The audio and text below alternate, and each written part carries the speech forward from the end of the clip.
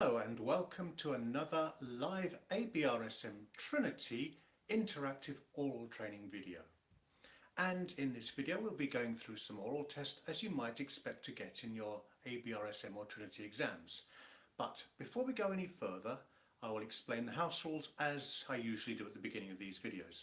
First of all, if you're joining this video late, please don't go back to the beginning, otherwise you won't be able to partake in the interactive tests. Just fast forward to the live moment, and then when you've finished watching the video at a later time, you can watch it back from the beginning anyway. So first of all, maybe you'd like to introduce yourselves. We already have LOL Master 2234 saying hi, and I do remember you from last time, so welcome again. And also, yes, and it's prior to your exam tomorrow. Maybe you could tell us which grade particularly you're taking, LOL Master. It would be interesting to know so that I can sort of adapt these oral tests to help you possibly a bit more precisely into what you're doing. Now, the first test we usually do in these videos is, well, it sounds a bit scary, but a grade 8 test. Now, a grade 8 test will ask you, what notable features do you notice about this piece? And that could be anything from grades 1 to 7 to 8. Okay, so you're doing grade 4 LOL Master 2234. So, I'd like you to listen to this piece, which by the way comes from the new ABRSM piano syllabus. It's a grade 1 piece actually, and I've got a tutorial video on this piece actually on my channel. But listen to this piece and then notice anything, well, that you notice. Describe any notable features. So that could be about the dynamics and the articulation, it could be about the tonality, it could be about the style and period, the character, if there are any modulations, the texture, the structure, all sorts of things. Because in grade 8, what they ask you is not a specific question, but an open-ended question. Describe any notable features about this piece. So, I'll play it through to you, and maybe I'll answer all my questions that I've got prepared all in one go. Who knows? And then it'll be a very short video, but I doubt it. So, have a listen to this and then just put in the chat any noticeable features that you notice.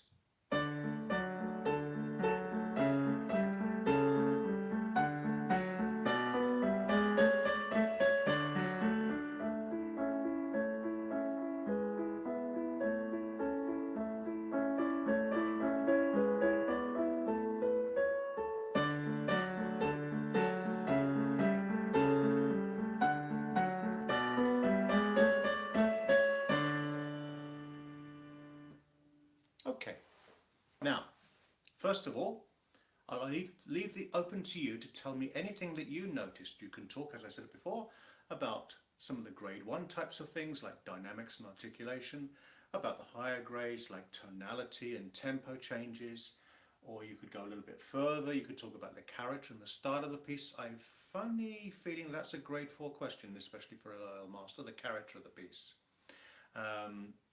Then the texture, the structure, I think that's grade 7. The style and period for grade 5. And also you might want to talk about modulations and cadences. Now, we have LOL Master saying that there was a perfect cadence, which is beyond grade 4, but well done, there was a perfect cadence. Okay, and also LOL Master noticed that it was 2/4 time. Okay. Now that's a good answer, because 2/4 and 4/4 can very easily be confused. It was actually one of my first questions. So let me just give you a little demonstration of the difference between 2/4 and 4/4. I'm going to play it again in 2/4, just the first few bars.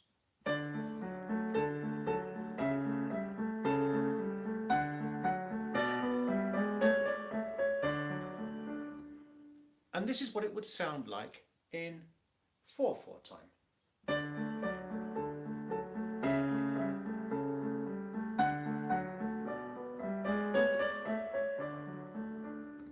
Can you hear the difference? Right, there's an accent every 2 beats, or a little bit of weight only every 4 beats. Okay, now you mentioned staccato. Okay. Where was the staccato? In the right hand or in the left hand? Because there's a difference. Okay.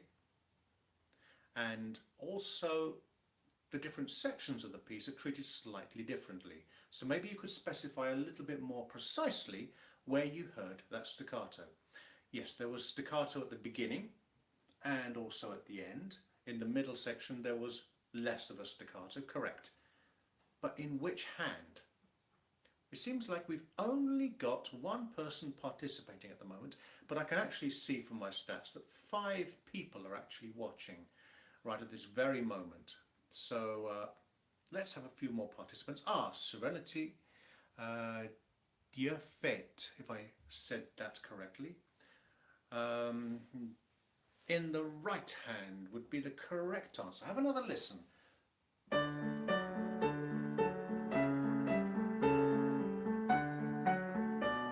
Okay, the left hand is actually fairly smooth.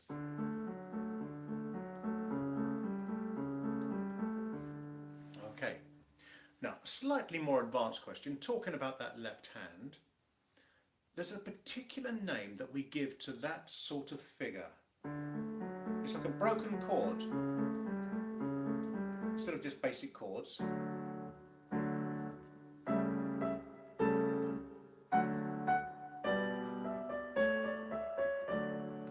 It's broken up into separate notes and it has a specific name, which someone doing a grade 8 might be very impressive by naming that. Anyone want to hazard a guess? We did actually mention it in a previous one of these live streams. Repeated broken chords is a description of it, but it's not the specific name I'm looking for, LOL Master. Does anyone remember we mentioned in a previous one of these videos, Alberti bass? Okay, so that's the name of that. Now, what about the tonality? In other words, is it in a major or in a minor key? Okay, play a few bars again and have a little think about the tonality.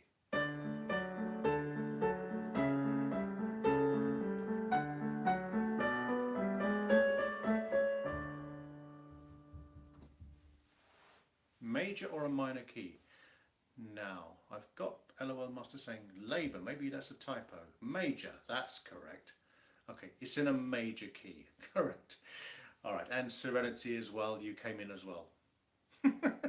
Maybe you're writing on a mobile phone and it's doing autocorrect for you. So yeah, typos can be quite amusing sometimes. And I must let you know that all your chat will be saved by YouTube for everyone to see forever after. So anything you write down there will be visible, including your typos. Okay, it is in a major key, by the way. Now,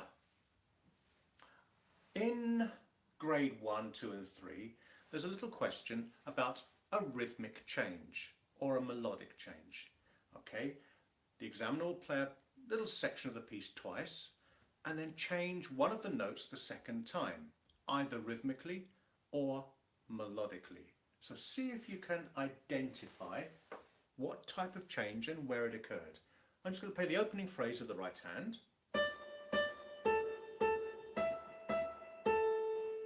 And now I'm going to change it very slightly. See who can describe most accurately what change I made.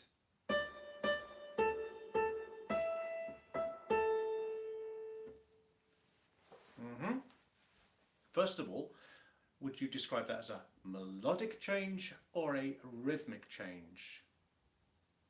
You're doing Trinity College. Okay, so the questions are often very similar, but I think I remember correctly that in Trinity College they also do a similar question of what sort of change is there. It's a rhythmic change. Yes, there is a rhythmic change. And where was that rhythmic change? Was it near the beginning, near the end? If I tell you there were 4 bars, maybe you could identify in which bar the rhythmic change occurred. Very good. There was a dotted rhythm in the 3rd bar as it happens. Good. Excellent. Now, something that doesn't occur in Trinity, but this video is for both ABRSM and Trinity, is to do, excuse me, my sink just, the pipe in my sink just exploded, so that's an interesting sound effect you're getting. Anyway, ignore that. That put me quite off there. Yes, something that you don't get in Trinity is singing, and sight singing particularly, even in grade 4.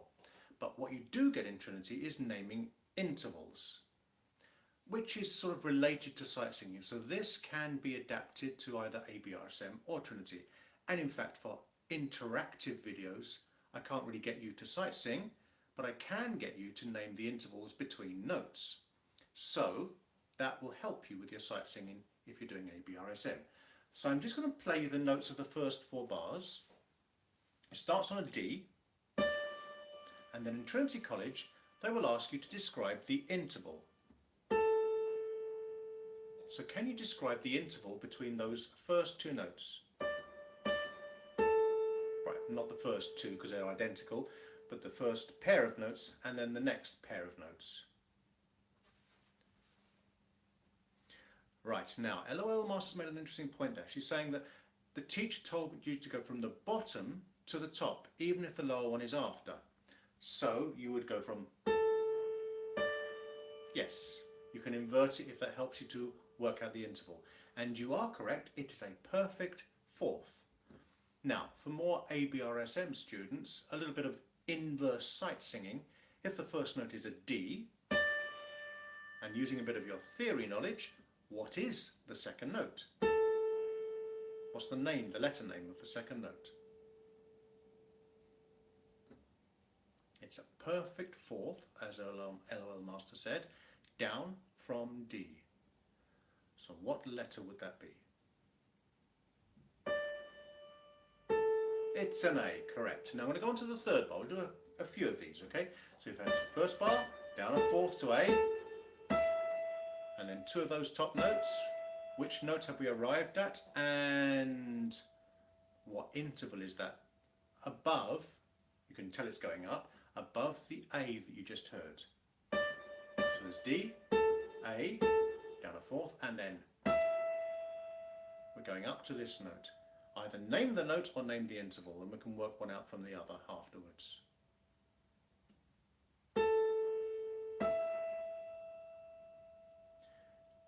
I'm afraid it's not a G. Anyone else want to join in? We have 7 people watching, but only 2 people have actually participated. Come on, the rest of you, you're being shy. I'll give you a little bit of help.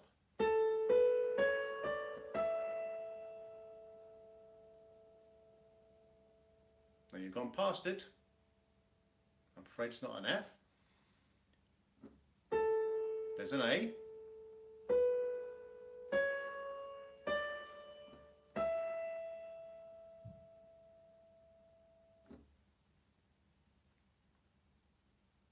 Pause for a little moment. We're running out of options. Maybe it was a typo, LOL Master.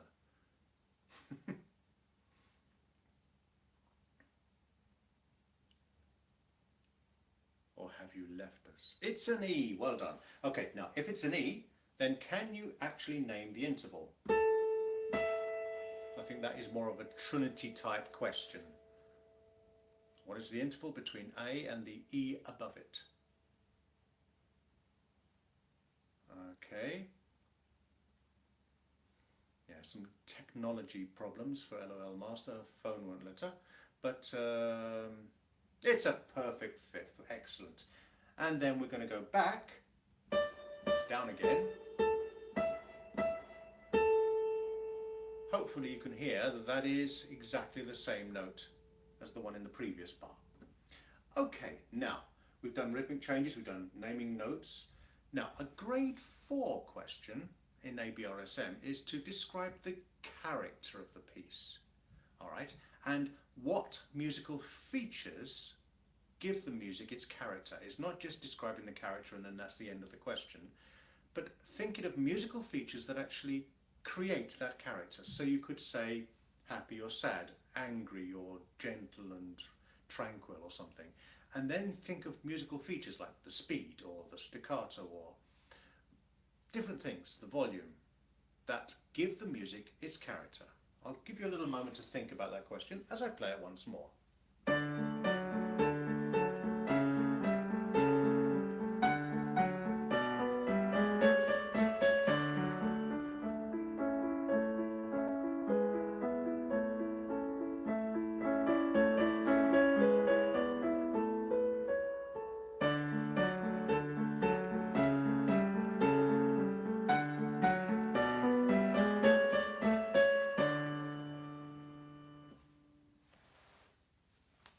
Okay, there are staccato markings and sudden dynamics, but what does that do to the character of the piece? How would you describe the character? It's like, what sort of emotions does it evoke when you're listening to it? Does it make you feel sad, happy, want to dance? Does it give you a sort of a sinister, angry sort of feel, or relaxed and tranquil? What is the character of the piece?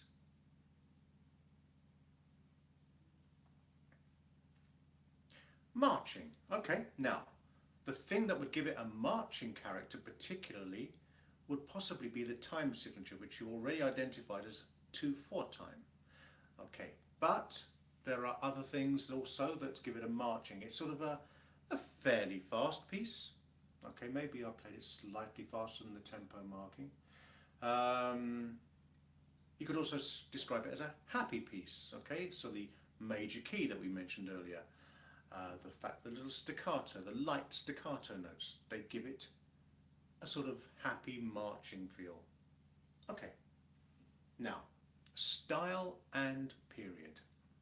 All right, so we have a choice of Baroque, classical, romantic or contemporary. Okay,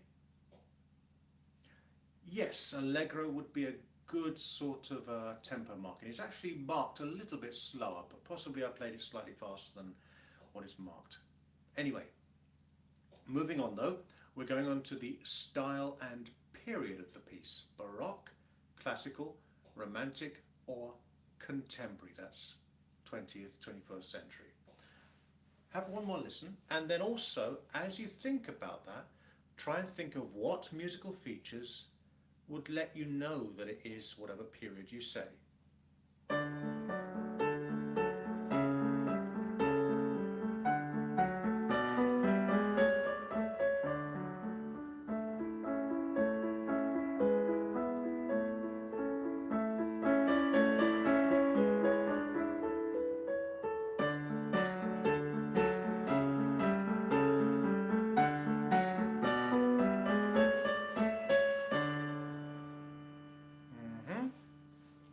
Unfortunately, contemporary music is a little bit too modern. Okay, contemporary music would have a lot more discords in it. So, we're left with Baroque, classical and romantic. Now, only one person is giving all the answers here. What are the other three of you doing? Baroque, classical or romantic? Yes, classical is the correct answer. And what musical features give a classical piece, well, give you the idea that it is a classical piece? What musical features tell you that? Okay, so I said that in contemporary music there's a lot of discords. There weren't really any discords in there. Okay, excuse me, my dog's having a dream on the sofa behind me and barking in her dreams. There we go. Anyway, classical music. Sudden dynamics is usually actually a feature of Baroque music, the terrace dynamics. You can get it in classical music as well, so I wouldn't use that as a definitive reason for calling it classical music. But Baroque music tends to have a lot more elaborate melodies, quite unsingable to be honest. Alright, if you tried a Baroque piece, the melodies would be pretty hard to sing, but classical music has simple melodies that are usually quite easy to sing. All right, and then probably be quite simple harmonies to go along with it. Okay, right, now texture and structure is the next part of the aural training. The texture of the piece is how it's layered in like cakes. All right, how many layers are there?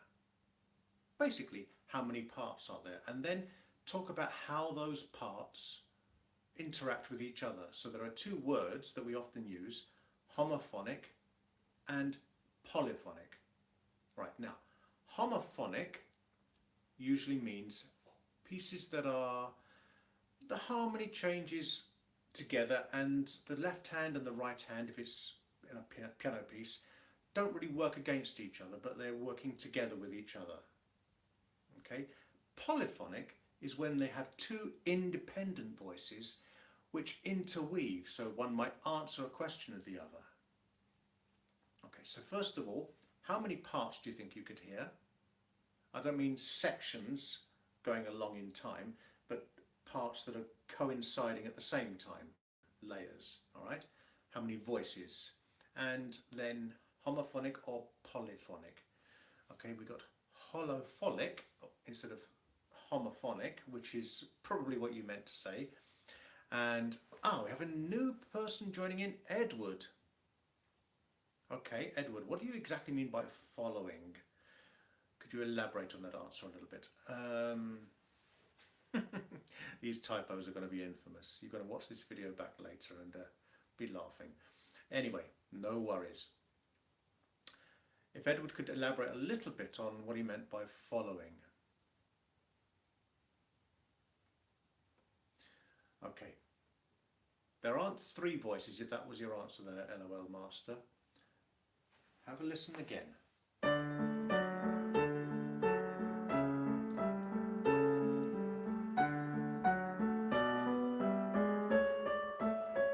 It is homophonic, but how many voices?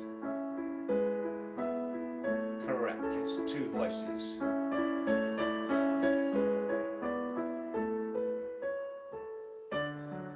Okay, two voices and a homophonic texture. A fairly thin texture, yeah? All right, now, this is a slightly more advanced question. Modulations. Now, modulations are when you change key. So you can change key to the dominant, to the subdominant, and to the relative major or minor. But we've already identified that this piece is in a major key. So we just have relative minor. Now, which key does it modulate to in the middle section? Okay, we are in D major at the beginning.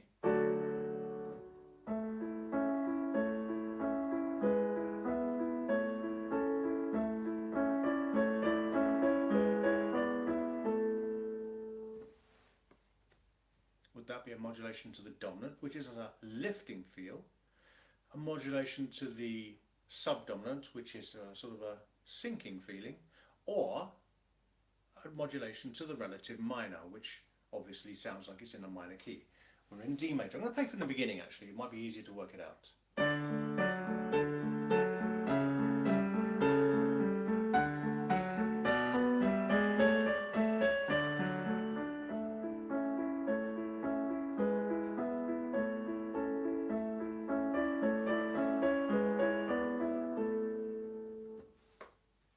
Okay, it is a modulation to the dominant. Right, now the way to work it out is to hear the bass note of the key chord. That's the beginning D major. Bass note, and then the bass note of the final chord in the second section.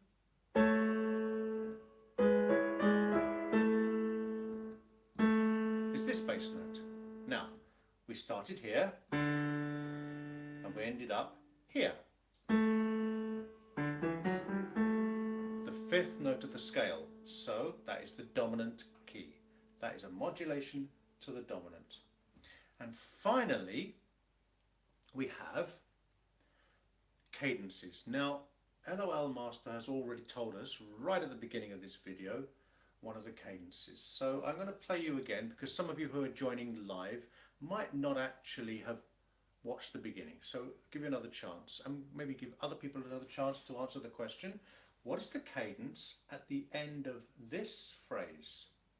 I'll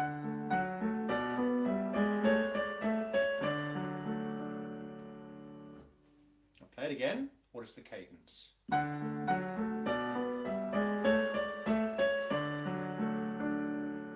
Okay, and after you said what the cadence is, maybe you could tell me what chords are used to make that cadence. Unfortunately, it's not an imperfect cadence. Because here is your key chord. And here is your final chord. Okay, so it's the same chord as at the beginning. Edward said it's a perfect cadence. Correct, Edward. And LOL Master just made a cat impression by writing per, but I'm thinking you're meaning perfect cadence. Okay, and the chords for a perfect cadence, as you said, LOL Master, are 5 to 1. So that is how you do the cadence questions grades sort of 6, 7, 8 in ABRSM, and also in Trinity grades also. Okay, now that is the oral training for now. There are other oral training videos, old ones, old live streams. If you go to the little I button at the top of your screen in the top corner, and you can see some of the old live streams that we've done. They're not actually available on this channel as public videos, but if you look at that little I button up there at the top of the screen, it will take you to a link where all archived old live streams are. Okay, so you can go through some of those for extra help. And the next live stream will be, unfortunately, with a little bit of a break. Now, there will be, but we're going to have a break for summer because, first of all, in the summer, a lot of people aren't taking exams.